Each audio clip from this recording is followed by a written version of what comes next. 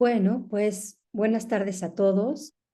Iniciamos entonces esta conferencia con unos minutitos de retraso, pero tratando de esperando que todos aquellos que tienen intención e interés de escuchar a la doctora Lorena Aguilar lo puedan hacer y agradeciéndoles a todos su puntualidad. Para mí es de verdad un placer poderles presentar a la ponente del día de hoy, porque además de todo es una ponente muy solicitada y no siempre es fácil encontrarla, pero ella amablemente nos dio entrada muy fácil. Lorena es una colega en el Instituto de Investigaciones Biomédicas. Ella es actualmente investigadora de este instituto. Es licenciada en bioquímica en la Universidad de Navarra y realizó el doctorado en ciencias biomédicas en la Universidad de Barcelona en el 2009. Posteriormente hizo 6 años de postdoc en la Universidad de California en Estados Unidos con el doctor Paolo Sassone Corsi, y ella es una de las expertas en crononeurobiología, es decir, la regulación de los relojes biológicos y cómo estos afectan la salud de manera muy directa. Entonces, como breviario nada más, muchas veces pensamos que cuando estamos dormidos, pues nuestro cuerpo también está dormido, prácticamente haciendo nada. Y como Lorena nos va a explicar probablemente, esto es lejos de ser cierto. El cuerpo y el cerebro están en constante actividad, regulando desde respuestas génicas hasta metabólicas, en fin. Entonces, para mí es un placer que Lorena está aquí hoy y le agradezco una vez más muchísimo su participación. Lorena, te dejo el micrófono. Estoy muy contenta de estar aquí con ustedes y muchas gracias, Angélica, por la invitación y por la amable presentación. Y bueno, voy a tratar de compartir pantalla porque les voy a enseñar una presentación que he preparado para, pues, si es posible, hacerles llegar qué es esto de los ritmos circadianos, que últimamente pues se oye mucho hablar de ellos, ¿no? Parece que pues las personas están muy interesadas en entender qué significan. Eh, Procedo a compartir pantalla. Ah, listo.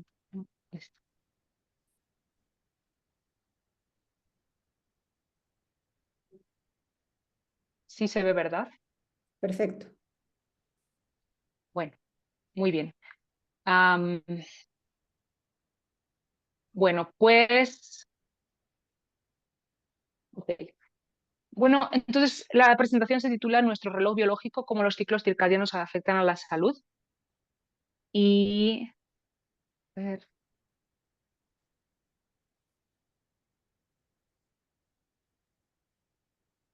y bueno, ustedes habrán observado en la naturaleza que muchos procesos son cíclicos. Se dan ritmos en muchos aspectos de la vida, ¿no? En plantas, por ejemplo, podemos observar cómo las flores se abren y se cierran con cierta periodicidad, que es recurrente.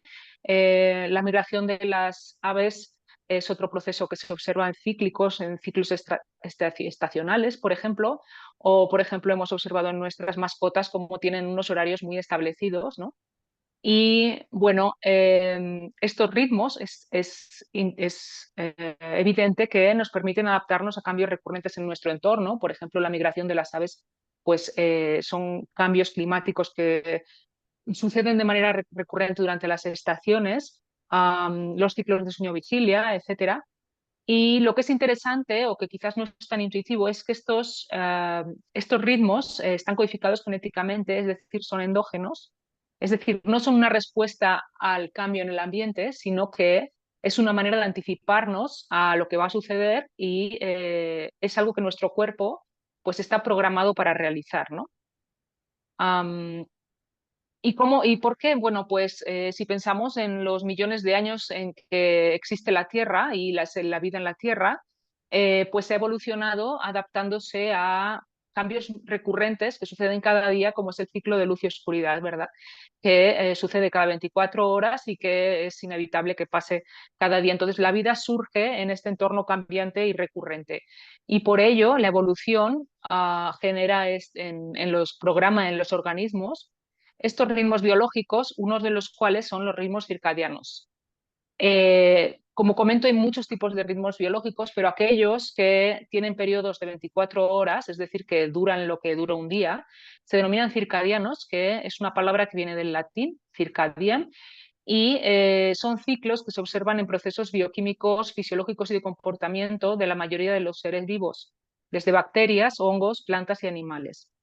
Estos ritmos circadianos, como comento, son intrínsecos, pero para funcionar perfectamente se sincronizan diariamente con el entorno a través de señales específicas que se denominan Zeitgebers. Zeitgebers es una palabra alemana que significa dadores de tiempos, y en mamíferos el principal dador de tiempo es la luz, ¿no?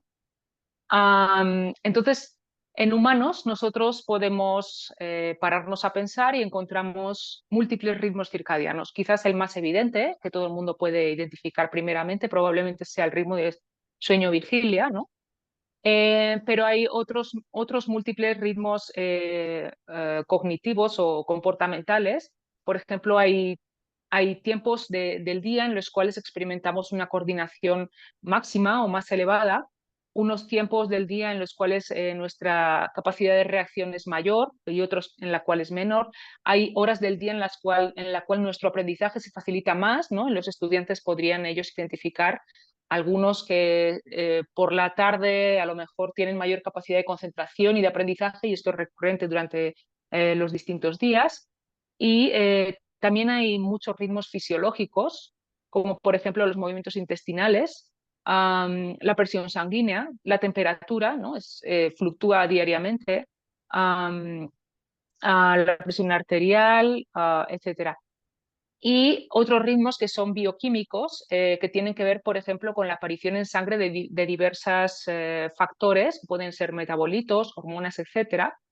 Algunos de ellos, por ejemplo, están aquí descritos, como la secreción de melatonina, pero otros, como por ejemplo los niveles de lípidos, de glucosa, de otro tipo de hormonas como las hormonas tiroideas, etcétera, aparecen rítmicamente, y por ello, por ejemplo, es por lo que se recomienda o por lo que siempre los estudios clínicos se suelen hacer a una hora del día en concreto, pues para tener unos parámetros de referencia que se ajusten a esa hora del día en la cual pues, te mandan a hacer los análisis clínicos, ¿no? Porque pues, la mayoría de las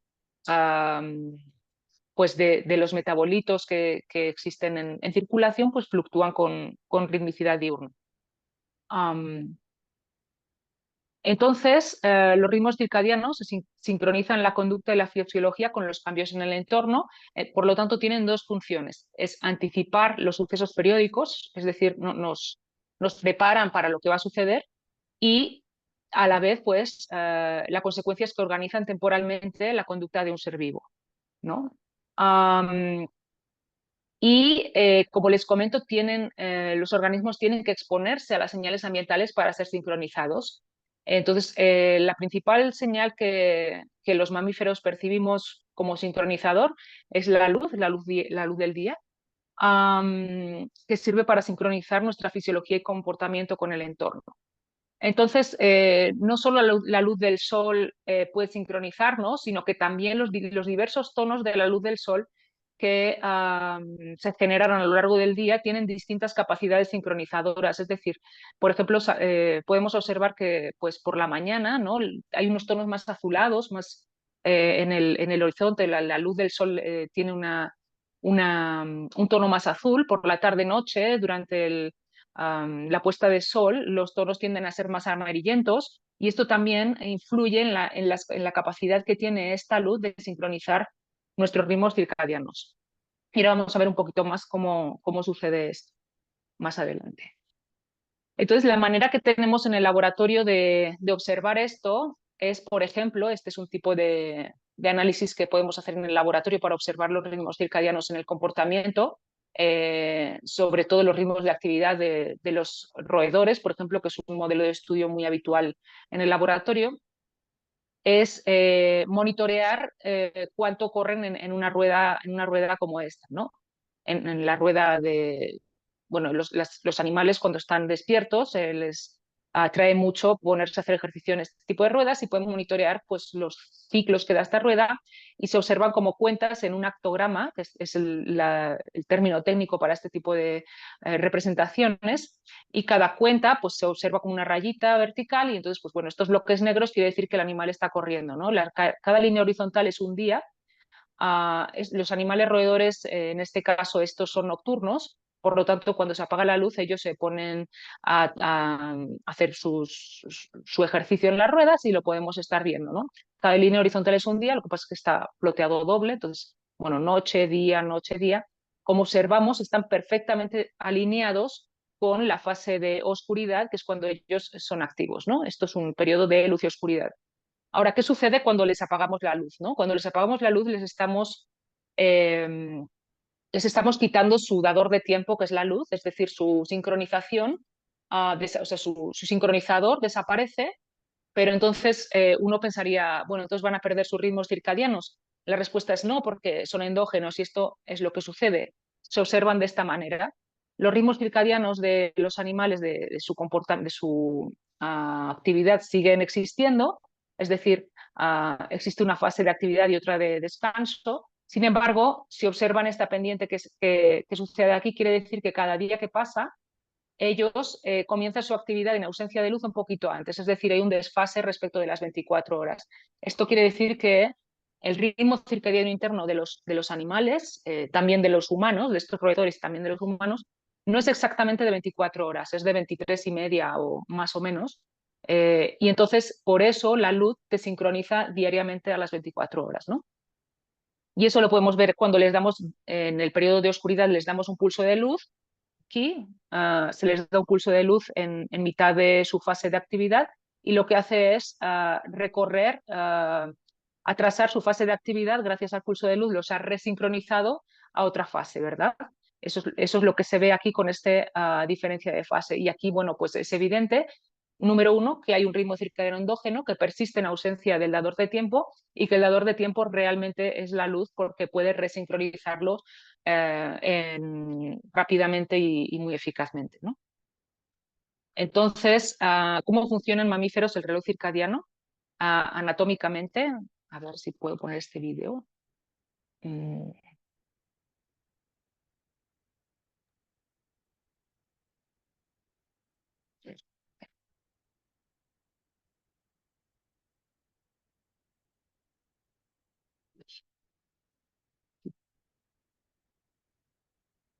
Bueno, como comento, todas las mañanas nosotros nos levantamos, nos exponemos a la luz del sol y la luz del sol, que normalmente las mañanas tiene una longitud de onda más hacia los tonos azules, es captada por la retina, ¿no? Como el resto de estímulos hot, y especialmente en un área de la base de la retina se proyecta por el tracto retinohipotalámico hacia un núcleo que existe en la base del hipotálamo en el cerebro, que está compuesto por unas 20.000 neuronas en roedores, unas 80.000 en humanos, que se denomina núcleo supraquiasmático. Este área de la base del hipotálamo eh, contiene estas neuronas y ellas son fundamentales para la función del reloj circadiano porque contienen un marcapasos, de modo que su característica principal es que su actividad neuronal oscila en sincronía, es decir, están perfectamente acopladas y funcionan en ritmos de 24 horas. Entonces, o sea, tienen dos características que oscilan en sincronía su actividad y que pueden, o sea, tienen aferencias directas desde la retina, de modo que captan, o sea, pueden sensar la luz del sol, ¿no? O la luz en general. Entonces, como comento, este núcleo supraquiasmático o marcapasos internos de los ritmos circadianos se encuentra en la base del hipotálamo, por debajo del tercer ventrículo, por encima del quiasma óptico, en un núcleo bilateral que pues sensa directamente a través del tracto retinohipotálamico los estímulos lumínicos, dando lugar a la sincronización de los ritmos biológicos en comportamiento y fisiología. Y aquí pues tenemos un marcaje fluorescente, ha sido grabado durante varios días. Si pasamos el vídeo de este núcleo supraquiasmático a cámara rápida, ¿no? Son varios días, se observa cómo la actividad de las neuronas oscila de manera sincrónica, ¿no? Es lo que quiere decir este video.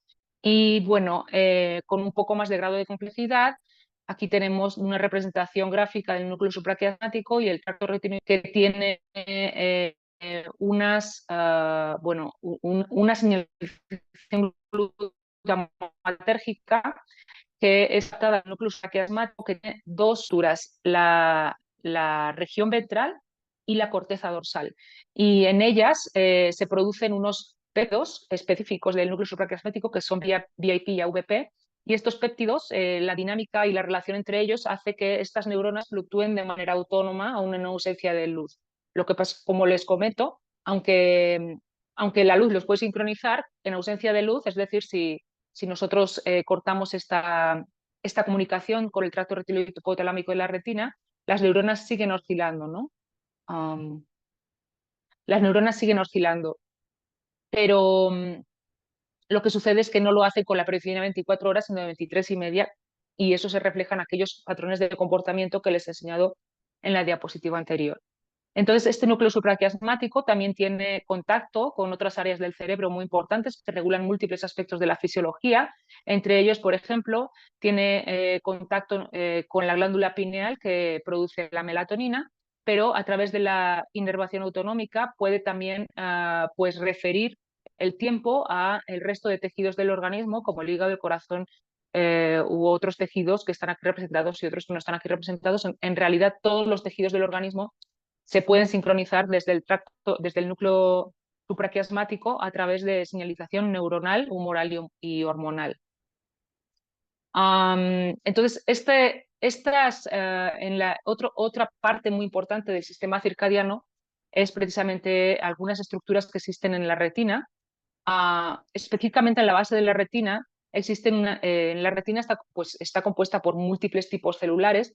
Entre todos ellos pues, pueden captar distintas longitudes de onda, distintos estímulos visuales, fóticos visuales, pero también pueden captar estos estímulos fóticos que son no visuales, es decir, no están orientados a generar imágenes en el cerebro, sino que están orientados a otro tipo de cuestiones como sincronizar los ritmos circadianos. Y las células que están específicamente destinadas a la sincronización de los ritmos circadianos se denominan células ganglionares de la retina, se encuentran en la base de la retina y son unas células muy especiales que expresan un fotopigmento específico que se llama melanopsina. Este fotopigmento es sensible a todo el espectro o sea, en lo que sería el espectro de luz. Este fotopigmento es sensible a la luz de color pues, más tirando hacia los azules, ¿verdad? Como se observa aquí en esta zona sombreada, es la zona a la que es sensible este fotopigmento. Entonces, cuando existe esta luz, cuando es captada esta luz, el fotopigmento hace que estas neuronas manden este estímulo glutamatérgico hacia el núcleo supraquiasmático a través del tracto retino hipotalámico, dándole la señal de que pues hay luz en el exterior y pudiendo sincronizar el núcleo supraquiasmático. Como comento, pues el núcleo supraquiasmático es el marcapasos central porque el sistema circadiano está organizado de manera jerárquica. Es una jerarquía de osciladores donde el marcapasos se encuentra en el núcleo supraquiasmático, que es el que se puede sincronizar por la luz y la oscuridad, y a través de distintos tipos de señalización puede sincronizar el resto de relojes que hay en otros tejidos del organismo. Y la perfecta sincronía entre todos estos genera estos ciclos de actividad, de sueño-vigilia, de termorregulación, de consumo de alimentos, presión sanguínea y también de metabolismo. Por ejemplo, existen ritmos circadianos en la secreción de muchas hormonas con actividad muy importante fisiológica, como la melatonina o el cortisol, ¿no? Aquí tenemos un ejemplo muy claro sobre ritmos antifásicos entre la hormona melatonina, que se conoce popularmente como la hormona del sueño, y la hormona cortisol, que también se suele referir como hormona de la alerta, ¿no? O del estrés y de la alerta. Entonces, de manera natural, oscilan en antifase, de modo que elevadas concentraciones de melatonina y la bajada de cortisol sucede pues horas antes de irnos a dormir y pues esto nos permite pues conciliar el sueño, ¿no? Y de manera contraria, por la mañana sube el cortisol y baja la melatonina, lo que naturalmente nos permitiría idealmente levantarnos y conciliar el sueño a la misma hora. Esto siempre y cuando no tuviéramos unas obligaciones sociales a las que atender, por ejemplo, ir al trabajo a la hora a una hora muy temprana, ¿no? Y entonces pues tenemos que ponernos el despertador. Entonces, pero supongo que muchos de ustedes ya han observado que durante pues, periodos vacacionales o cuando no tienen obligaciones sociales que atender, es, digamos que si sus ritmos circadianos están sincronizados y funcionan de manera coherente, ustedes pueden estar acostados y levantados a la misma hora sin necesidad de despertador bueno, de ayuda que nos diga lo que tenemos que hacer, ¿no? Simplemente un ritmo endógeno que nos hace tener este tipo de comportamientos. Pero como comento, existen otro tipo de dadores de tiempos adicionales que pueden sincronizar estos tejidos periféricos. Uno de ellos es la alimentación. La alimentación puede dar también la hora, de la misma manera que la luz es un potente dador de hora para el núcleo supraquiasmático. La alimentación, la temperatura, la actividad física o las relaciones sociales, como comento, cómo interaccionamos con las pantallas, porque no olviden que las pantallas son una fuente de luz azul, ¿no? O cómo interaccionamos con nuestro entorno, ¿no? Con nuestro trabajo. Hay trabajos por turnos o hay obligaciones sociales que atender a horas que quizás no son las mejores. Todo esto impacta sobre la hora de los relojes, ¿no? Entonces, si nosotros nos ponemos a estos dadores de tipo ambientales de manera coherente y adecuada, pues todo este sistema circadiano permanece en sincronía y podemos observar estos ritmos perfectamente alineados. Si nosotros nos exponemos de manera irregular o de una manera que no es la más correcta a estos dadores de tiempo, lo que sucede es que se da una desincronía y los ciclos circadianos comienzan a aparecer de manera aberrante y esto se ha observado que da lugar a múltiples enfermedades. Bueno, como les comentaba, durante la noche, debido a las señales que le da el núcleo supraquiasmático a la glándula pineal, esta secreta melatonina en respuesta a esta señalización, ¿no? Y como observamos, pues aparece de manera rítmica y, bueno, sobre todo hay altas concentraciones de melatonina durante nuestro periodo de descanso. La melatonina tiene múltiples acciones, por ejemplo, tiene una acción neuroprotectora, regula efectos celulares como la muerte celular, aspectos de la reproducción, de la tensión arterial. También tiene una protección pues en los tejidos óseos, tiene acción inmunomoduladora, regula el crecimiento, tiene múltiples acciones. Pero no solo la melatonina es una hormona rítmica, ¿no? También hay otras que quizás es menos intuitivo que sean agente, pero la mayoría de las hormonas tiroideas son circadianas y otras como la prolactina, la vasopresina, la testosterona y la adiponectina o hormonas que regulan el metabolismo como la insulina o sea, están influenciadas su acción por los ritmos circadianos. Entonces, usted puede imaginarse la gran cantidad de acciones que puede generar o de efectos que puede tener disrumpir o interrumpir la perfecta sincronía entre los ritmos circadianos, ¿no? Dado que las hormonas pues, tienen efectos múltiples en el organismo. Um, uh, bueno, Antonio Ortega pregunta si nos podrían compartir la presentación y bueno, pues sí, yo creo que al final el que esté interesado le podría enviar el PDF. ¿Sí? Bueno.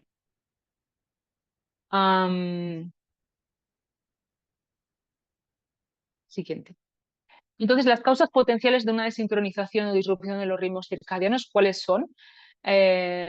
Probablemente a todos se les ocurran algunas, pero bueno, yo he puesto aquí las que más o menos pues suelen ser las causas más habituales de disrupción o desincronización de los ritmos circadianos. Los trabajos por turnos, ¿no?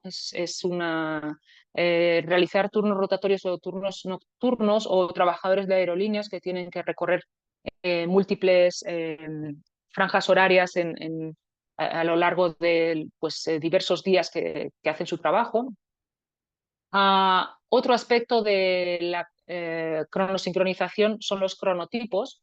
Los cronotipos son unas diferencias que pues, existen en la población entre las distintas personas sobre su comportamiento debido a que genéticamente pues, tenemos ciertas variantes que nos hacen ligeramente diferentes a unos de otros en este aspecto. Y hay personas que ustedes podrán conocer en su entorno que generalmente se habla de dos cronotipos, tipo alondra y tipo búho, ¿no? El tipo búho son las personas que tienden a estar más despiertas durante la noche o, bueno, más entrada la noche y se despiertan un poco más tarde. Las tipo alondra son las personas madrugadoras que no les cuesta nada madrugar y tener mucha energía por la mañana, ¿no? Entonces, generalmente, pues nos diferenciamos en estos dos cronotipos, aunque los tipos no son estables y van variando un poquito a lo largo de la vida. Uy, la hora de acostarse, ¿no? Atrasar la hora de irse a dormir de manera innecesaria, por ejemplo, porque nos gusta estar viendo la serie de Netflix o porque los jóvenes que les encanta estar por la noche mirando el celular, ¿no? Antes de irse a dormir, viendo los vídeos de TikTok, o por cuestiones sociales, porque bueno, es la hora que tenemos para socializar y nos vamos a dormir tarde. Entonces, atrasar la hora de acostarse realmente es una manera de alterar los ritmos circadianos, a la larga puede ser contraproducente. La regularidad del sueño, ¿no? Un sueño irregular que viene un poco pues, dado por algunas de las causas que les acabo de comentar, pero también por otras, o el jet lag social, ¿no? Esto de estar pues por la noche muy despierto para interactuar con las personas, etcétera, ¿no? Pues son hábitos de vida, ¿no? O los tiempos de, de ingesta de los alimentos, por ejemplo, pues no ser consistente a la hora en la que uno ingiere sus alimentos y sobre todo, por ejemplo, un hábito muy perjudicial es realizar comidas copiosas en la noche, ¿no? En la cena o saltarse el desayuno, ¿no? O sea, lo ideal es pues tener comidas coherentes con la hora del día, un buen desayuno porque pues hemos pasado toda la noche sin comer teóricamente porque hemos estado durmiendo, entonces, un buen desayuno, una comida ligera y una cena más ligera todavía, ¿no? Y bueno, el invertir este contenido nutricional puede ser contraproducente sobre la alineación de los ritmos circadianos y en conjunto el estar disrumpiendo o alterando nuestros ritmos circadianos puede aumentar el riesgo de enfermedad cardiometabólica, impactando en la aparición de obesidad, de diabetes, síndrome metabólico, aumento de la presión sanguínea, dislipidemia, inflamación y, por ejemplo, también alteración del ritmo sueño-vigilia, ¿no? Lorena, te Pero no pregunto, solo esto, ¿sí? porque aquí hay una pregunta, no sé si tenga una Ujú. respuesta, pero que dice, Ah, Antonio, ¿cuál es la hora recomendada para irse a dormir de acuerdo al reloj circadiano? Pues es personal, pero adelante. claro. Sí, bueno, el reloj circadiano es, como comentas, un poco diferente entre cada uno de nosotros, ¿no? Nosotros en el laboratorio trabajamos con roedores que son totalmente idénticos, ¿no? Entonces, para ellos, las 7 de la mañana a las 7 de la tarde es la hora perfecta para levantarse e irse a dormir, porque así los tenemos establecidos en el bioterio, donde está todo controlado, la temperatura, no hay cambios ambientales más que los que nosotros les ponemos, ¿no? Están súper controlados y entonces es una respuesta muy fácil en un modelo animal o en un modelo de laboratorio. Ahora, en la población, la respuesta es un poco más complicada porque primero depende mucho de la edad, ¿verdad? Pero bueno, creo que todo el mundo más o menos observa pues que en bebés, en neonatos, pues la verdad es que no hay una hora adecuada, ¿no? Ellos duermen cada 2 horas, 2 horas duermen, 2 horas se levantan y sus ritmos circadianos no están desarrollados. En los jóvenes, los adolescentes o jóvenes tienden a atrasar su hora de irse a dormir, ¿no? Y conforme envejecemos, tendemos a adelantar nuestra hora de irse a dormir, de irnos a dormir y de levantarnos, ¿no? Esto es una cuestión fisiológica que sucede con la edad. Y luego está también muy marcado por los cronotipos, ¿no? O sea, lo que tiene que suceder es que fisiológicamente nuestros ritmos circadianos están alineados con los ciclos de luz y oscuridad, es decir, irnos a dormir cuando es de noche y levantarnos pues, cuando amanece, ¿no? En un país como México, que a las 6 de la mañana, bueno, creo que el horario en México está un poco adelantado, ¿no? El horario, porque una cosa es el horario natural y otra cosa es el horario que la sociedad nos impone. Por ejemplo, ahora mismo son las 5:30 de la tarde porque se ha establecido que así sea. Podrían ser las 6:30 o las 4:30, pero no, son las 5:30 porque, bueno, pues tiene que haber un consenso para que la sociedad funcione. Entonces, en mi opinión, el horario de México está un poco avanzado porque a las 6 de la mañana ya es de día, pero también la sociedad mexicana tiende a levantarse muy temprano para ir a trabajar, ¿no? Entonces, bueno, una hora adecuada para irse a dormir en México podría ser alrededor de las 9, las 10, dependiendo de qué hora tengas que levantar. Lo ideal es dormir más de 7 horas, ¿no? Entre 7 y 9 horas, idealmente 7 u 8, ¿no? Eso es lo ideal. Y que esto sea la misma hora todos los días, porque no, aunque parezca irrelevante el irse a dormir un día a las 10 y otro día a las 12 y el otro día a las 10:30, pero luego a la 1 y aunque duermas 8 horas, esta pérdida de ah, o sea, de la recurrencia a la hora de irte a dormir es causa de alteración de los ritmos circadianos, ¿no? Y no es adecuado y al final podemos sufrir patrones de sueño indeseados, ¿no? Como insomnio o alteraciones del sueño, ¿no? Entonces, bueno, la disrupción de los ritmos circadianos provoca distintos tipos de alteraciones. Algunos de ellas tienen que ver con la salud mental, podrían ser causa o podrían ser origen de algunos cuadros de depresión o de alerta, de cambios en el estado de alerta, ¿verdad? Am, También, obviamente, genera efectos sobre los patrones de sueño, ¿no? La alteración de los ritmos circadianos puede ser causa en ciertos contextos sobre la reducción del sueño de algunas fases particulares del sueño. También puede aumentar los riesgos de padecer cáncer. La disrupción de los ritmos circadianos se considera por la IARC, la Asociación Internacional del Cáncer, un posible carcinógeno en cuanto a cáncer de mama y cáncer de próstata, ¿no? De hecho, en enfermeras que trabajan por turnos, en edad posmenopáusica, se ha observado una elevada incidencia de cáncer de mama que se atribuye a la disrupción de los ritmos circadianos.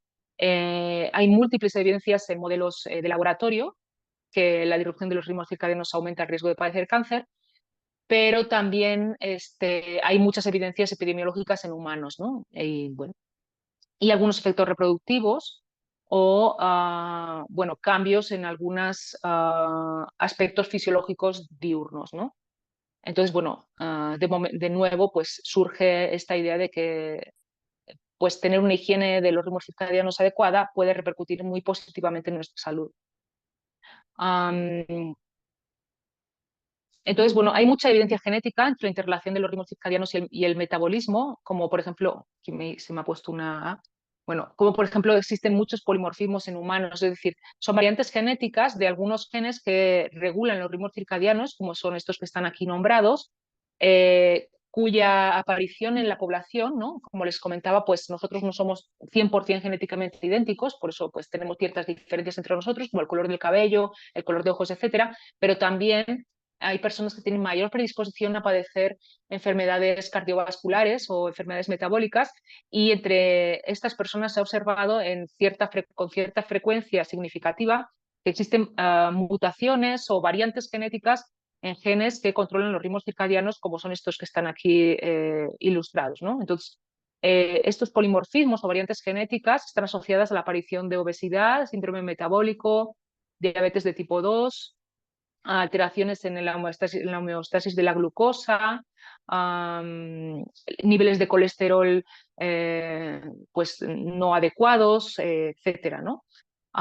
Entonces, bueno, estas son evidencias genéticas en humanos y en ratones, pues, que son nuestro modelo de trabajo, mutantes de proteínas del reloj, como este ratón que es un mutante de CLO, pues tienden a padecer sobrepeso y obesidad, hiperlipidemia, son más susceptibles a dietas obesogénicas y padecen hiperglicemia asociada a la edad o hipoinsulinemia en ratones jóvenes, es decir, tienen mucha dificultad para mantener la homeostasis de la glucosa, ¿no? La glicemia. Y esto, pues bueno, aquí les pongo el ejemplo de un mutante de una proteína del reloj que se denomina CLOCK, Pero también, por ejemplo, si nosotros generamos un modelo de ratón en el laboratorio, que podría ser un ratón wild type, pero lo manipulamos de tal manera que disrumpimos sus ritmos circadianos, por ejemplo, cambiándole los patrones de luz y oscuridad de manera frecuente, ¿no? O forzándolo a trabajar en una rueda durante el periodo que debiera estar durmiendo, observamos que pues también aparece esta mayor susceptibilidad a padecer obesidad y enfermedades metabólicas, ¿no? Entonces, la disrupción de los ritmos circadianos genera obesidad y enfermedades metabólicas, y aquí les presento un trabajo que se hizo en animales, en el cual pues, es un ejemplo de lo que les estaba contando hace un momento.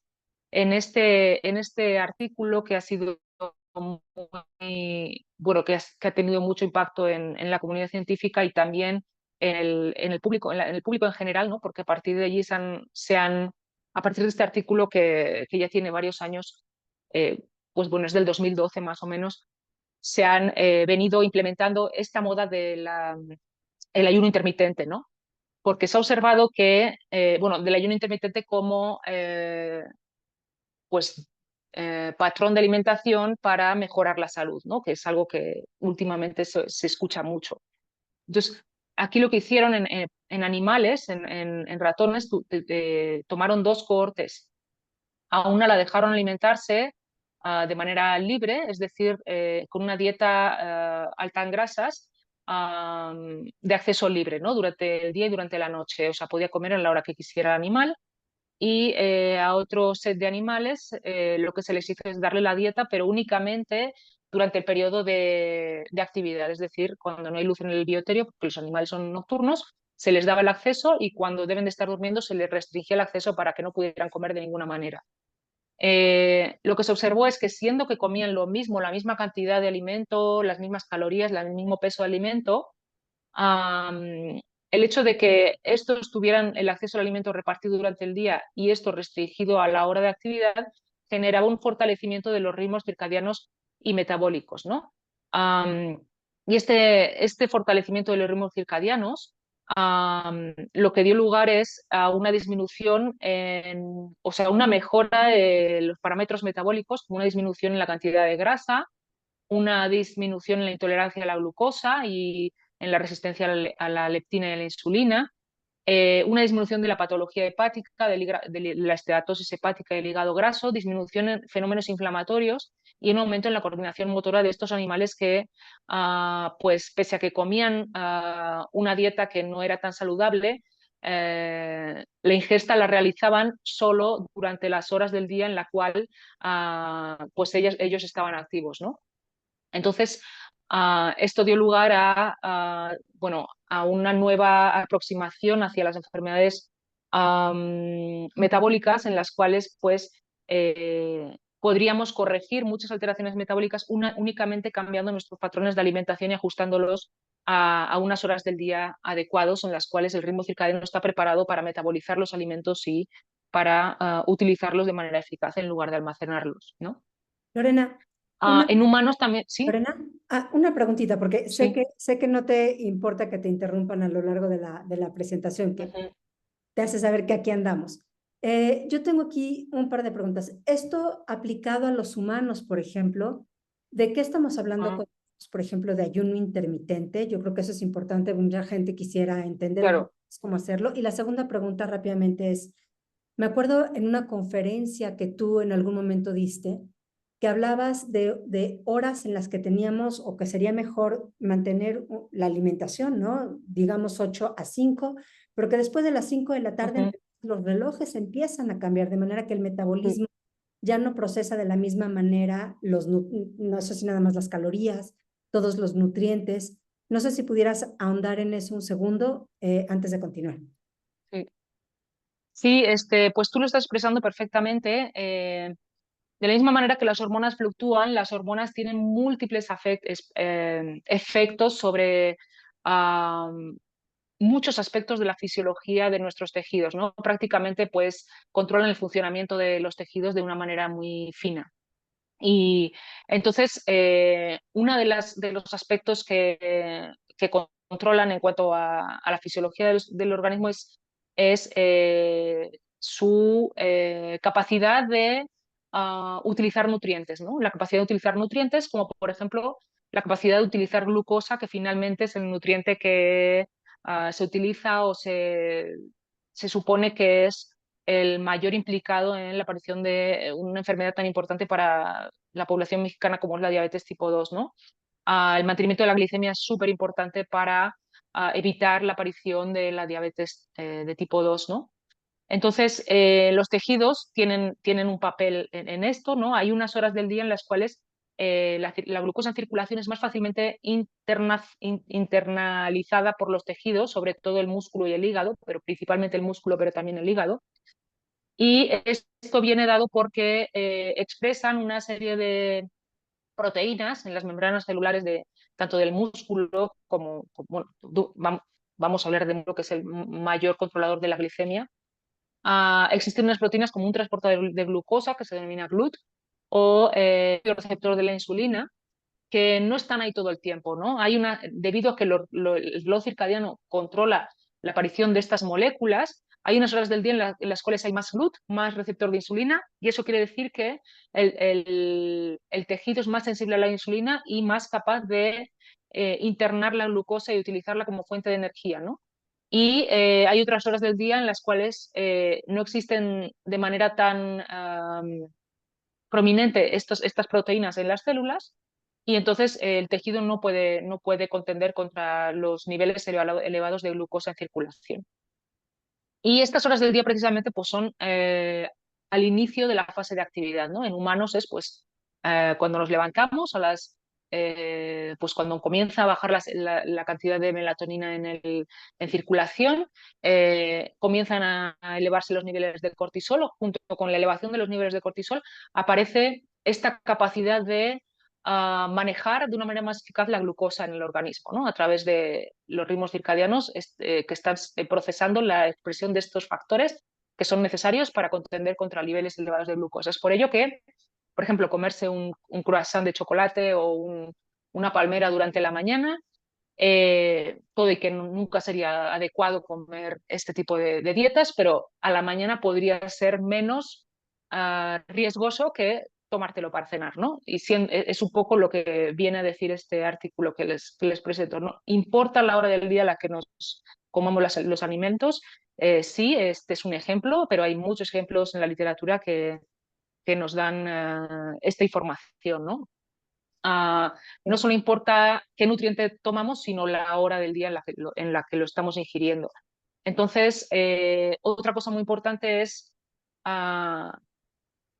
tratar de no ingerir alimentos 2 horas antes de irnos a dormir, porque eso facilitará conciliar el sueño de una manera más eficaz y sobre todo pues no exponernos a pantallas de teléfonos también o de luz azul 2 horas antes de irnos a dormir porque eso facilitará la secreción de melatonina, ¿no? Pero bueno, en cuanto a los alimentos, pues se supone que eh, el tener, o sea, lo del ayuno intermitente, que es la otra pregunta que me has hecho, actualmente pues son estudios que se están realizando, ¿no? Son, sí, bueno, hay ya muchos ensayos clínicos, se les podría llamar, que están investigando qué horas del día es mejor tomar los alimentos, ¿no? Pero de momento el consenso parece ser que, o sea, porque ustedes, si se informan, podrán ver muchos tipos de ayuno intermitente. Hay gente que le llama ayuno intermitente estar sin comer 2 días, ¿no? Hay gente que le llama ayuno intermitente, comer durante 4 o 5 horas a lo largo del día y el resto, ¿no? Las otras 20 no comer nada, ¿no? Entonces estos son casos muy extremos, ¿verdad? Y a lo mejor podrían llegar a ser hasta contraproducentes. Últimamente se ha visto que un ayuno intermitente extremo de 5 horas podría ser contraproducente porque podría generar algún tipo de riesgo cardiovascular. Pero un ayuno intermitente en el cual estemos como 8 o 10 horas comiendo y 14 sin comer, sería muy adecuado. Si ustedes se paran a pensar en cómo organizan sus comidas a lo largo del día, estoy segura que la mayor parte de ustedes, incluida yo, la organizamos a lo largo de 14 o 15 horas, ¿no? A las 6 de la mañana nos levantamos, desayunamos y a las 9 o 10 de la noche muchas veces estamos cenando. Es mucho tiempo comiendo a lo largo del día, ¿no? Sería ideal reducir un poco esas horas en las que ingerimos comida, de modo que la última comida pueda ser como a las 7 de la tarde, ¿no? Restringirla por lo menos a 10 horas más o menos. No es una intervención muy difícil de realizar, es manejable, ¿no? Lo difícil podrían ser 5 horas, ¿no? Y es muy beneficiosa, se ha visto para, bueno, para mantener la salud metabólica, ¿no? Ujú. Vale, perfecto, mucho. Eh, sí, gracias. Entonces, en humanos también se han hecho este tipo de estudios de irrupción de los ritmos circadianos y aquí tenemos un ejemplo, ¿no? Am, este, pues, fue un ensayo clínico con un grupo de personas que, bueno, se mantuvieron en condiciones de laboratorio, ¿no? Prácticamente vivieron en una instalación en la Universidad de Estados Unidos en la que se hizo este ensayo.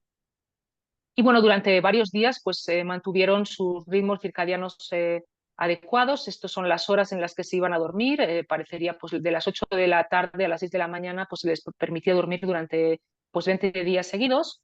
Y bueno, eso en sus casas, luego se les admite en el facility y más o menos se les mantiene durante 3 días estos ritmos circadianos y se les toman ciertas medidas de su estado basal, de cómo estaban metabólicamente, es decir, indicadores como niveles de lípidos, LDLs, test de tolerancia a la insulina, la glucosa, etcétera, ¿no? Se les midieron parámetros clínicos.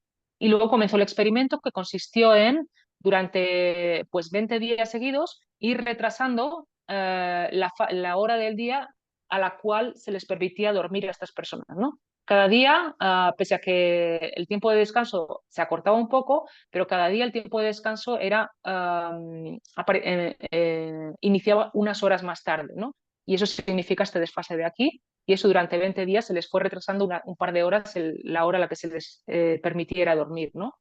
Y esto durante únicamente 20 días. Lo que se observó es que realizar esta disrupción durante 20 días provocó una disminución en la secreción de insulina postprandial, ¿no? Después de comer un 32%, lo cual no es adecuado porque eso lo que provoca es que no puedas contender contra los niveles elevados de glucosa que se producen después de ingerir alimentos, ¿no? Por lo tanto, subieron los niveles de glucosa hasta unos niveles que clínicamente se consideran como prediabetes y se observó en esta corte de personas un aumento del peso corporal que a la larga hubieran significado unos 6 kilos anuales, ¿no? Disminuyeron algunos niveles de hormonas fundamentales para el control del apetito, como la leptina, y se observó una pérdida de ritmo en la secreción de cortisol. Bueno, afortunadamente luego pues las personas se les permitió volver a sus ritmos circadianos adecuados y tras una observación unos 15 días más tarde, estos efectos se habían revertido otra vez, ¿no? Entonces, no fue persistente, se pudo revertir, pero nos da la idea de que si estos patrones de desalineamiento se perpetúan a lo largo del tiempo, podríamos llegar a una situación en que esto pues, diera lugar a la diabetes de tipo 2. Este es el primer paso para generar diabetes y se mantiene en el tiempo. Entonces, obviamente se identifica una población en riesgo, que son los trabajadores por turnos, el personal sometido a jet lag, los jóvenes, ¿no? Que tienen tendencia a estar en una desincronización crónica a causa de la exposición a la luz azul o en horarios críticos como a las noches, o el personal de oficina, ¿no? Porque también es cierto que las distintas estaciones del año pues tienen una duración del día diferente, ¿no? Entonces, durante el invierno se acorta el día y muchas veces nosotros salimos de casa y no vemos la luz solar, nos metemos en la oficina, cuando salimos de la oficina pues ya es de noche y no vemos la luz solar en todo el día y realmente es la luz solar la que nos permite sincronizar nuestros ritmos circadianos, ¿no? Durante el invierno podríamos entrar en una situación de desalineamiento de nuestros ritmos circadianos y para evitarlo pues es bueno exponernos a la luz del sol cuando sea posible, ¿no?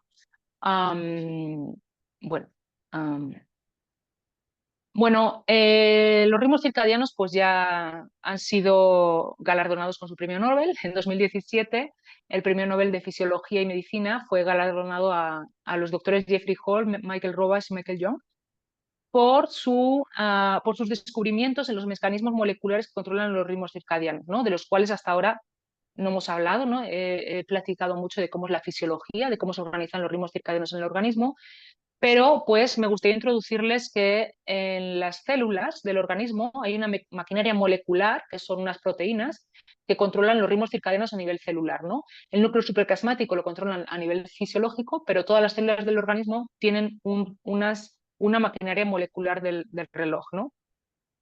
Que aquí les voy a presentar de una manera muy simple y a ver si no lo entienden, pues se lo puedo volver a decir, ¿eh? Nada más me lo pueden preguntar.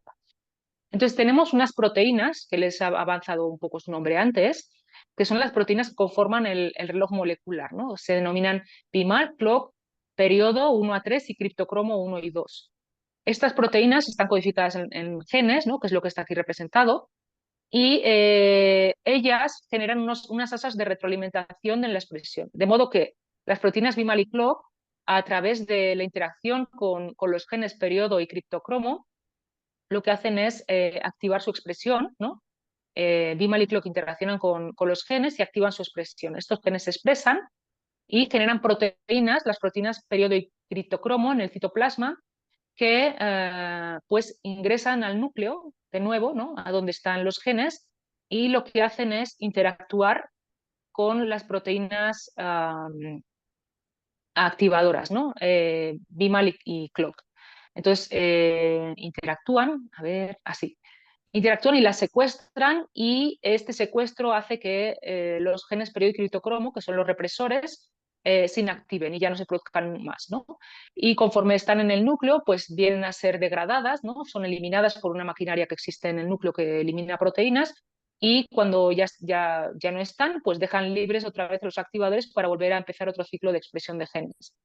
Y estos ciclos de expresión de genes duran aproximadamente 24 horas y controlan la expresión de muchos genes en el organismo, ¿no? Entonces, en nuestro laboratorio, nosotros estamos tratando de descifrar estas bases moleculares que dictan la velocidad y el tiempo del reloj circadiano a nivel celular, y buscar nuevos blancos terapéuticos moleculares para poder modular de manera farmacológica, por ejemplo, el periodo o la hora a la cual estas proteínas están funcionando, ¿no? Y bueno, nosotros pensamos que una buena diana terapéutica para modular estas proteínas son los mecanismos epigenéticos, ¿no?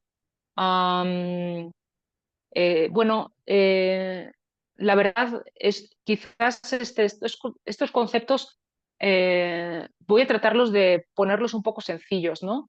Entonces, hemos dicho que las proteínas del reloj expresan genes, ¿no? De manera rítmica. Aquí tenemos, por ejemplo, un hígado de un animal, esto es un músculo, y estos son todos los genes que se expresan por esta maquinaria molecular del reloj de manera rítmica, de modo que estos son las horas, ¿no? A la hora 20, a la 40, ¿no? Son 2 días seguidos en los cuales se monitorea la expresión de estos genes. Cada línea horizontal es un gen, son muchísimos genes, casi 1 de cada 4 genes del hígado se expresa de manera rítmica, es decir, hay una hora del día en la que aparece encendido, hay apagado, que es este verde, y otra encendido, que es este rojo, ¿no? Rojo es encendido y verde es apagado, y esto pasa cada día de manera rítmica, ¿no? Estos genes son aquellos que les comentaba hace un rato, que permiten, por ejemplo, que haya horas del día en las cuales la glucosa pueda ser mejor metabolizada, los lípidos puedan ser mejor integrados en la grasa, o los lípidos puedan ser mejor metabolizados y utilizados como fuente de energía, etcétera, ¿no? Y bueno, estos genes finalmente pues, dan lugar a proteínas rítmicas y a metabolitos que aparecen de manera rítmica, como pueden ser las hormonas. Eh, Nosotros trabajamos bajo el paradigma de que muchos de estos genes están controlados por mecanismos epigenéticos, su expresión, ¿no? Que cooperan con la maquinaria del reloj para hacer estos ritmos en la expresión de ellos mismos. Bueno, esto lo voy a saltar. Bueno, la idea es que los mecanismos epigenéticos son unas modificaciones químicas que están en los genes, en el genoma, y que permiten y que definen la manera en la cual se expresan, ¿no? Y aquí hay un ejemplo muy visual de cómo funciona la epigenética, ¿no? En este artículo que salió en 2005, que a mí me gusta bastante presentar porque es muy evidente. eh, Estos investigadores tomaron a grupos de gemelos monocigóticos, que son aquellos que son genéticamente idénticos por cómo se han producido, son genéticamente idénticos, tienen los mismos genes, ¿no? Y bueno, lo que hicieron fue analizar un aspecto de su regulación epigenética, como es la metilación del DNA, a los 3 años de edad. Y aquí ven sus cromosomas, los cromosomas de los gemelos a los 3 años de edad, y los imprimieron con sondas las cuales brillaban de color amarillo si esta marca epigenética era igual entre los gemelos, ¿no? Entonces, como ven aquí a los 3 años de edad, prácticamente está todo el cromosoma pintado de amarillo, queriendo decir que las marcas epigenéticas eran idénticas en los gemelos, ¿no? A los 3 años de edad. Y luego en los gemelos a los 50 años de edad hicieron el mismo experimento y lo que vieron es que el color se torna o rojo o verde en función de si hay más o menos en los distintos gemelos, ¿no? Entonces aquí lo que vemos es que esta marca epigenética ha sufrido una variación, de modo que ahora los gemelos, a pesar de tener el mismo genoma, sus marcas epigenéticas son distintas después de los años. Y esto se traduce en que a los 3 años de edad, a los gemelos, cuando nosotros los vemos, no los podemos distinguir, ¿no? Es muy difícil si no eres su papá o mamá, a veces pues los ves iguales, ¿no? En cambio, a los 50 años de edad, todo el mundo podría distinguir a una pareja de gemelos que no conociera, ¿no? Es fácil ver que pues tienen características físicas distintas, y esto es porque a lo largo de sus vidas pues han tomado diferentes rumbos, se han expuesto al ambiente de manera diferente, y esto ha modulado la manera en la que se expresan sus genes a través de los mecanismos epigenéticos que los han pues controlado, ¿no? Los genes siguen siendo los mismos, pero los mecanismos epigenéticos han cambiado la manera en la que se expresan, y por lo tanto fisiológicamente son diferentes, ¿no? Entonces, bueno, se observa que los factores externos pueden modificar el fenotipo, alterando el patrón de modificaciones epigenéticas, y muchas veces los mecanismos epigenéticos pueden ser causa de aparición de obesidad, diabetes, depresión, envejecimiento, enfermedades cardiovasculares, cáncer, etcétera, que son las mismas enfermedades precisamente que se alteran por la disrupción de los ritmos circadianos, ¿no? Entonces nosotros pensamos que hay una conexión entre modulación epigenética y los ritmos circadianos, y bueno, hemos estado investigando sobre todo en el contexto de identificar bases moleculares para la administración de tratamientos en protocolos de cronoterapia, en los cuales la droga es administrada a las horas del día en las cuales su eficacia es mayor y sus efectos secundarios menores, ¿verdad? Porque la mayoría de los fármacos o drogas pues que sirven para corregir estados patológicos pues tienen una diana terapéutica. Y hemos dicho que los ritmos circadianos pues controlan hasta el 25% de las proteínas que existen en algunos tipos celulares, como por ejemplo en el hígado, ¿no? Entonces, muchas de estas dianas terapéuticas aparecen con una ritmicidad circadiana. Entonces, nosotros pensamos que el saber o el entender cómo los ritmos circadianos modulan las dianas terapéuticas, pues puede eficientizar la administración de muchos fármacos, mejorando su funcionamiento a ciertas horas del día y evitando efectos secundarios, ¿no? Es por eso, por ejemplo, por lo que algunas estatinas, que son fármacos que están orientados a controlar los niveles de colesterol, se aconseja tomarlas pues, antes de irse a dormir, porque el colesterol, la biosíntesis del colesterol se produce precisamente durante el periodo de descanso, o algunos fármacos que están orientados para el tratamiento de la hipertensión, pues también es mejor tomarlos antes de irse a dormir por cuestiones similares, ¿no?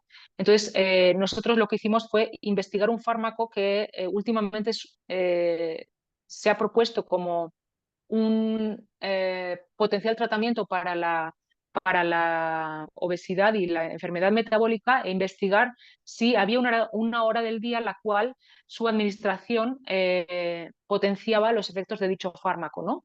Este fármaco se denomina dinucleotido de nicotinamida y adenina. Está todavía en fase experimental. Hay ensayos clínicos que apuntan a que podría ser un excelente fármaco para mejorar la tolerancia a la insulina, que es uno de las principales causas de diabetes tipo 2. Y bueno, generamos un modelo experimental en roedores para testar el fármaco y finalmente lo que encontramos es que efectivamente la administración del fármaco justo antes del periodo de actividad de los roedores, a las 12, ¿no? Es cuando empezaba el periodo de actividad, eficientizaba la función del fármaco disminuyendo los efectos inflamatorios y aumentando el tráfico de membranas y algunas cascadas de señalización intracelular, de modo que el tratamiento con este fármaco a ciertas horas del día modulaba o definía cuánto peso corporal perdían los animales o sus efectos sobre la tolerancia a la glucosa, la resistencia a la insulina o la insulina circulante o los triglicéridos, ¿no? Entonces, bueno, aquí tenemos otro ejemplo de cómo los ritmos circadianos van más allá de poder controlar o no la aparición de una enfermedad, sino también inciden sobre la eficacia de los tratamientos. Si están tomados a la hora adecuada, pues pueden funcionar mejor, y si están tomados a una hora que no es la adecuada, pues podrían incluso tener efectos contraproducentes, ¿no? Un poco lo que vimos en este trabajo. Y bueno, esto nos lleva al tema de la medicina de precisión, ¿no? Del que tanto se habla, sobre qué fármaco se le debe dar a cada persona en función de la enfermedad y de sus características, pero también deberíamos de tener en cuenta el tiempo al que se administra un fármaco por el tema de la fisiología circadiana. Y bueno, presento a los miembros de mi laboratorio. Esta es la página web de nuestro laboratorio. Si quieren visitarlas o bueno, visitar nuestra página de Twitter, donde ponemos los últimos avances del laboratorio sobre ritmos circadianos.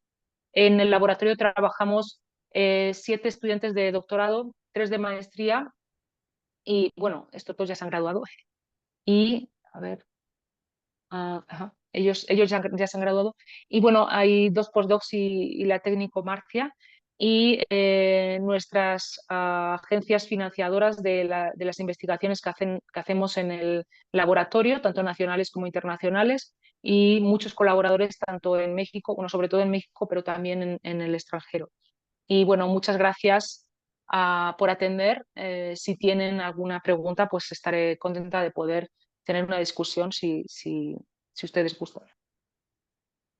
Muchísimas gracias, Lorena. De verdad, una plática súper interesante. Muchas veces se tardan un poco nuestros asistentes en empezar a pensar en sus preguntas. Entonces yo aprovecho que yo fui apuntando las mías. En cuanto yo vea que alguien levanta la mano o pone una en el chat, en ese momento yo paro con mis preguntas porque tengo la suerte de tener a Lorena en el piso de abajo, así que la puedo ir a ver en cualquier momento. Muchos pacientes, Lorena, refieren una sensación de estrés, de ansiedad al despertar. Mariposas en la panza, lo dicen, o sudoración, o que se despiertan con taquicardia. Ah, Y ahorita estoy pensando en los ciclos del cortisol, que el cortisol es una de claro. ¿no? de estas moléculas, de estos que Mm. se presentan a tempranas horas del despertar. El cortisol, para quien no esté en el tema, está muy relacionada con los efectos de estrés y ansiedad. Entonces, puede tener que ver estas sensaciones con este ritmo del cortisol, por ejemplo. Sí, efectivamente, el cortisol es la hormona de la alerta y la que principalmente pues, es causante de algunas de los efectos fisiológicos que comentas.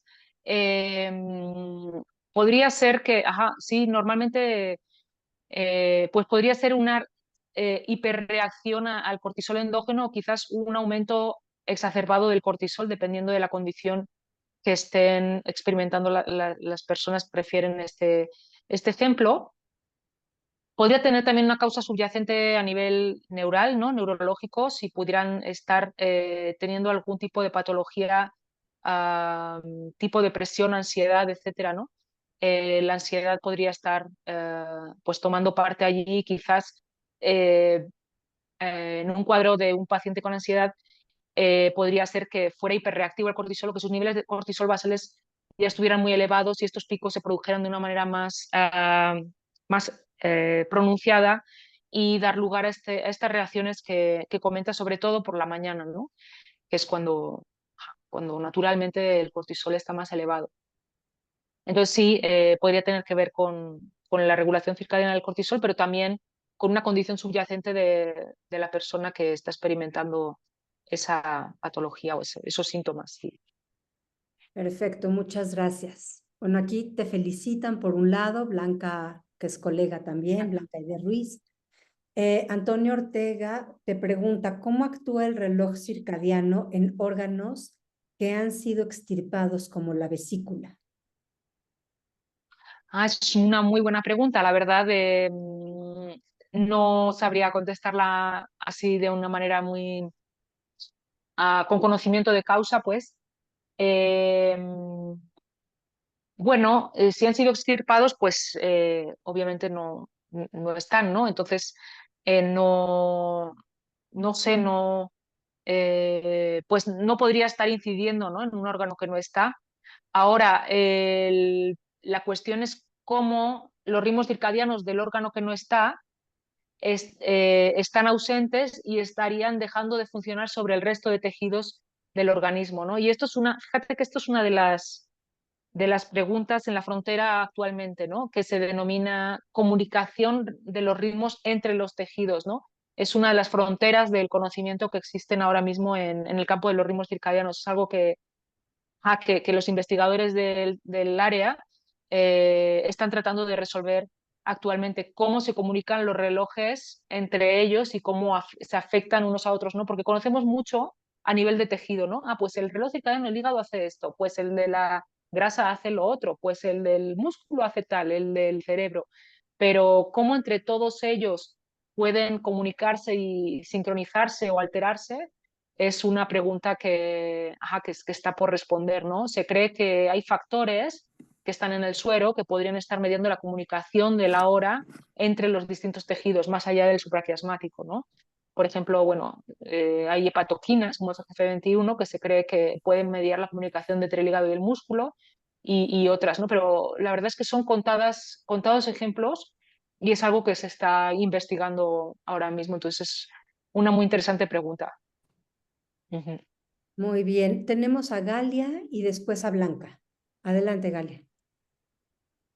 Yo quería preguntar porque en un momento mencionaste cómo la luz también juega un rol importante, como el ojo capta la luz, y quería preguntar si en el caso de una persona ciega, ¿qué impacto tiene Claro. la luz que no puede percibir la vista? Bueno, hay distintos tipos de ceguera, ¿no? Yo no soy experta, pero sí hay pues distintas causas por las que una persona pues pierde su capacidad de ver, ¿no? Entonces, en muchos casos, como les comentaba, las células que refieren la información de la luz a través del tracto retinohipotalámico hasta el núcleo supraquiasmático que está en la base de la retina, en muchos casos esa comunicación, aunque la persona sea ciega, podría seguir existiendo, ¿no?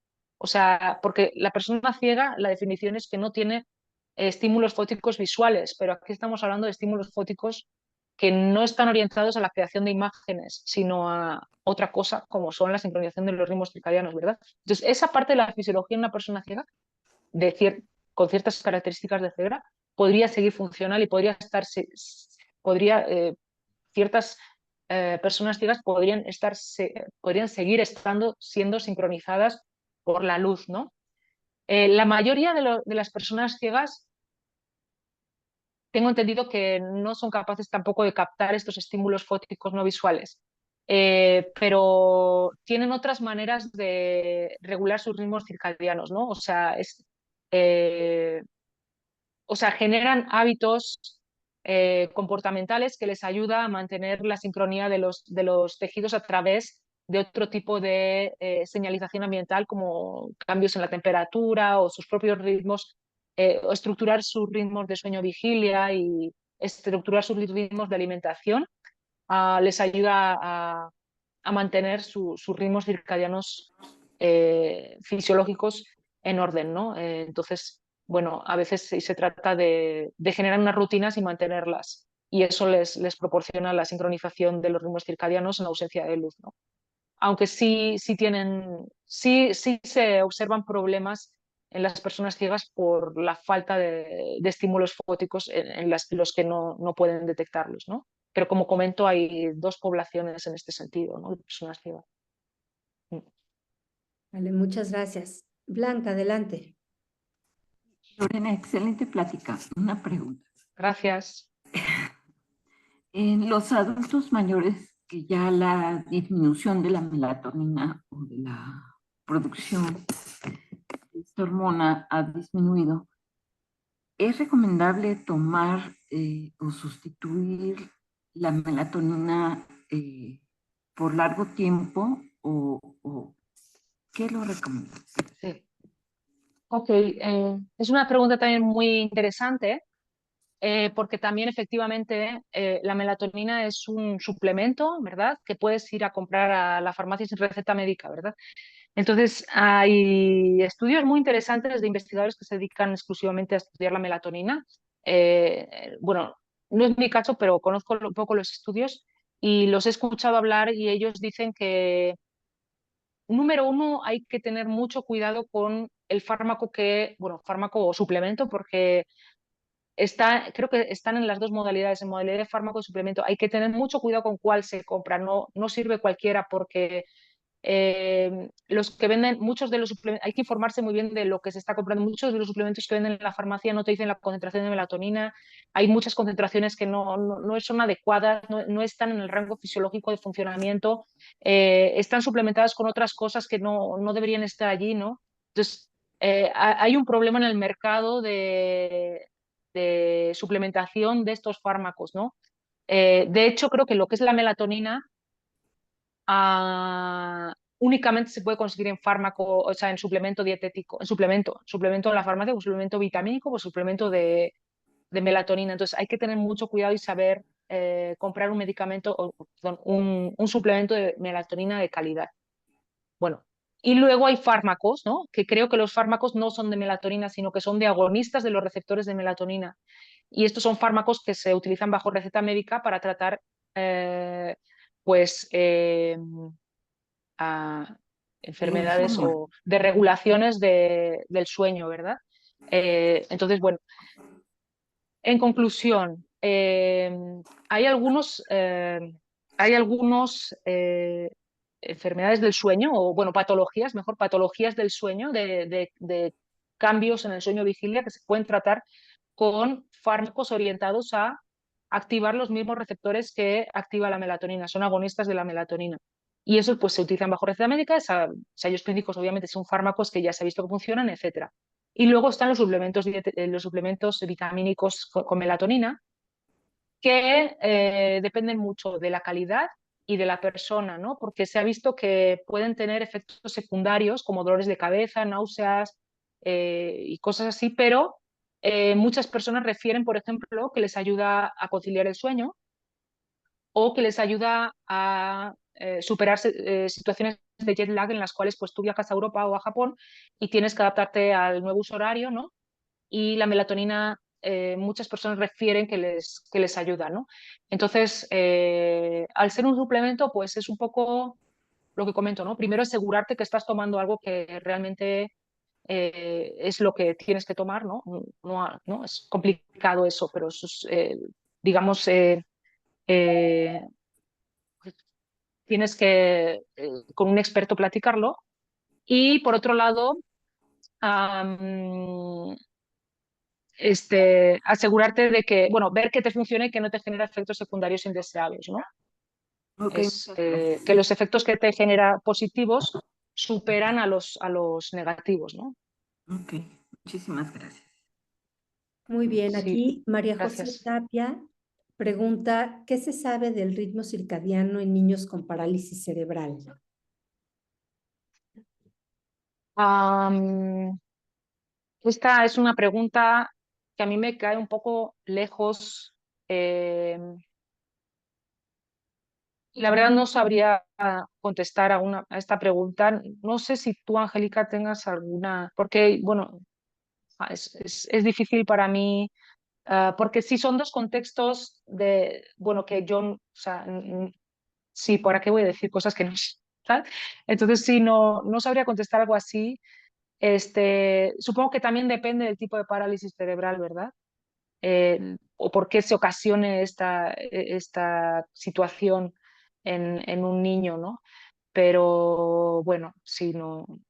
eh, Pero aquí tal vez de todo por Emi, Mariela nos puede apoyar un poquitín. Ellos son expertos en ah, tratamiento de chicos con parálisis cerebral, entonces por ahí puede estar Mariela. Eh, sí, ahí estamos, ok. Hola. ¿Cuál era la pregunta? Que si había alguna, bueno, no, ¿qué se sabe de ritmos circadianos en niños con parálisis cerebral? Bueno, en general los manejamos de la misma manera que cualquier otra persona. Lo que sucede es que el trato que manejamos a nivel, por ejemplo, conductual o algunas funciones cognitivas, dependiendo cómo esté el caso, es lo que puede llegar a afectar. Pero técnicamente se tendría que manejar igual como pasa con nosotros. Yo creo que la pregunta es si en chicos con parálisis cerebral se ve afectado los ritmos circadianos. Ustedes tal vez han notado que Vigilia. los padres refieran que los chicos tienen dificultad para dormir o para despertar o para mantener un ciclo, para mantener un periodo de hambre y un periodo de vigilia. No No, es algo que ustedes noten. no, lo que pasaría es, por ejemplo, si encontramos una situación de desintegración sensorial. Si hay una situación de desintegración sensorial, por ende va a tener incrementos de ansiedad repentinos. Esto sí va a llegar a afectar, por ejemplo, en situaciones de alimentación o en situaciones que tengan que ver con el dormir, el despertar también, pero es por las situaciones de desintegración, también por las situaciones a nivel tono muscular.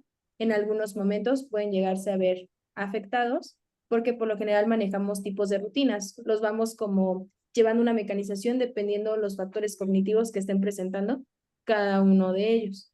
Pero relativamente no tendría por qué haber un cambio o ser diferente. También pasa mucho con los niños con autismo, ¿no? Aquí hay una situación en los niños con autismo en cuanto a la alimentación. No sé si nos hemos percatado, pero suelen tener siempre hambre. Ahí hay una situación a nivel de saciedad. No la perciben por la situación desde problemas de propiocepción, la conciencia corporal. Entonces, por lo general, siempre tienen hambre. Ahí hay que estar trabajando bajo manejo conductual en donde ellos aprendan cómo es que van a ir los horarios, tal cual no se manejarían de la misma manera que nosotros. Vale. ¿Tú crees que el establecer horarios en estos niños, establecer horarios para, pues bueno, para organizar su actividad diaria en torno a horarios, es beneficioso o es indiferente En el caso, por ejemplo, de para los niños, sus, ajá, sí. en el caso, por ejemplo, de los niños con TEA, es beneficioso manejarlos a partir de horarios. A lo mejor no tal cual estarían manejándose sobre los círculos circadianos, porque nosotros estamos estableciéndolos, ¿no? Hay que trabajar desde el tiempo, en qué momento se van a dormir, cuántas horas tienen que dormir para que no estén irritables, en qué momentos tienen que llevar la alimentación, en qué momentos se les hace como una corrección ante estos eventos, porque como les decía, no hay una situación, en algunos casos, de saciedad. Entonces, ellos podrían estar comiendo todo el tiempo y no van a llegar a esa situación. Es lo mismo, por ejemplo, con los niños que tienen el botón gástrico. Ellos, por ejemplo, la forma en que se da el proceso de alimentación, también se reeduca, se podría decir, toda esa situación. Ellos no les da hambre, porque obviamente tienen el paso por las situaciones de la sonda. Entonces, ahí hay que empezar desde esa primera sensación de la alimentación hasta la situación de saciedad. Entonces ahí lo hacemos con entrenamiento conductual muchas veces. Vale, Mariela, muchas gracias. No sé, Lorena tiene otra pregunta para Mariela y ahorita Aitana. No, no. Ok. Aitana, adelante.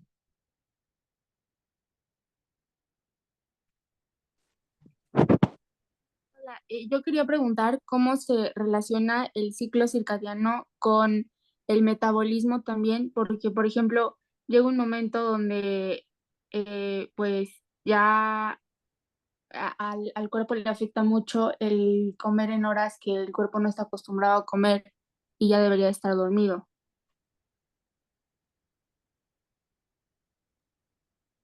Claro, sí, es un poco lo que comentaba, ¿no? Eh, Importa muchísimo la hora a la que ingieres los alimentos, aunque sean los mismos, ¿no? No es lo mismo para tu cuerpo comerte una hamburguesa al mediodía, a las 12 del mediodía, que a las 12 de la noche, ¿no? No la va a procesar igual, no va a generar los mismos efectos y sí, es el mismo nutriente, ¿no? Y finalmente, a las 12 de la noche te puede provocar insomnio, puede ser que puedes estar almacenando más las grasas que contiene el alimento y generar más disfunción metabólica. Tu cuerpo no va a poder estar asimilando los nutrientes, no los va a poder estar integrando en el metabolismo porque no está preparado para, o sea, los genes que se expresan, las proteínas, no están preparadas para metabolizar a las horas en las que deberías de estar durmiendo, ¿no? Es por eso que ante una misma ingesta de alimentos, si uno la ingiere a la hora durante el periodo de actividad o durante el periodo teórico de descanso, va a hacer una diferencia en cuanto a la predisposición a sufrir enfermedades metabólicas, ¿no?